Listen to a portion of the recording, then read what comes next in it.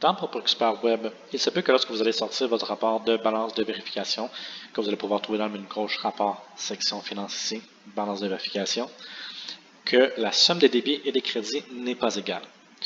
Il y a deux choses uniquement qui vont faire que ça débalance.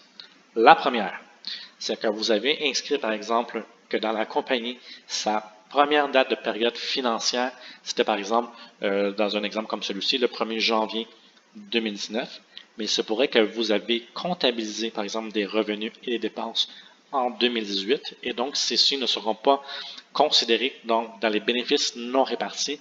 Donc ceci fait qu'il va y avoir cet écart. Si on prend cet exemple, on voit qu'à peu près un montant de un petit peu plus de 5 000 $ d'écart entre la somme des débits et des crédits. Si on va aller regarder donc cet exemple, si on va directement dans la compagnie, je clique sur modifier et je vais aller dans la section où je vais retrouver ma période financière. Je vois effectivement que j'ai au 1er janvier 2019 ma première période financière. Par contre, je sais que j'avais créé un bail qui couvrait le 1er juillet 2018 au 30 juin 2019, donc j'ai des revenus comptabilisés. Je viendrai donc changer ma date, comme ça pour qu'il puisse prendre en compte ceci. Je clique sur terminer et je vais retourner voir mon rapport de balance de vérification.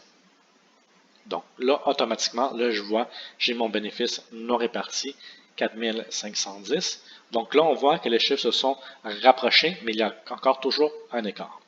Le deuxième exemple, pourquoi votre balance de vérification, la somme de débit n'égale pas les crédits, c'est au niveau de la collecte et des dépôts. Ce qu'il faut comprendre dans le logiciel, c'est que dans la section comptabilité collecte, ça c'est comme si vous avez reçu l'argent entre vos mains. Vous l'avez sur votre bureau, vous l'avez en main propre. Donc, peu importe les modes de paiement que vous allez utiliser, autre que le paiement préautorisé, que lui, il y a une section dédiée à lui directement, donc dépôt direct. Tous les autres modes de paiement, chèque, argent comptant, virement, Internet ou peu importe, doivent être mis dans un dépôt. C'est le dépôt qui va faire l'action que l'argent est déposé dans le compte de banque. Si on va donc dans dépôt, je clique sur ajouter et je me rends compte justement que j'avais oublié un bordereau de dépôt ou simplement que je ne l'ai pas indiqué que ça a été déposé à la banque. Donc je vais cocher cette transaction comme quoi elle est mise dans un bordereau de dépôt. Donc celui-ci maintenant va avoir un impact au niveau de ma banque. Si je retourne maintenant dans rapport balance de vérification, maintenant j'ai ma somme de débit égale ma somme des crédits. Donc, c'est comme ça que vous allez pouvoir faire vos vérifications si jamais votre balance de vérification ne balance pas.